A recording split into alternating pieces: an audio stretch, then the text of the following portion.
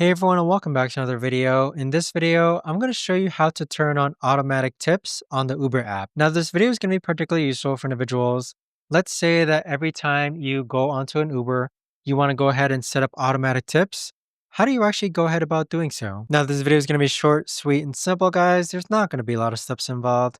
Now in order to do this, what you're first going to do is log on to the Uber app.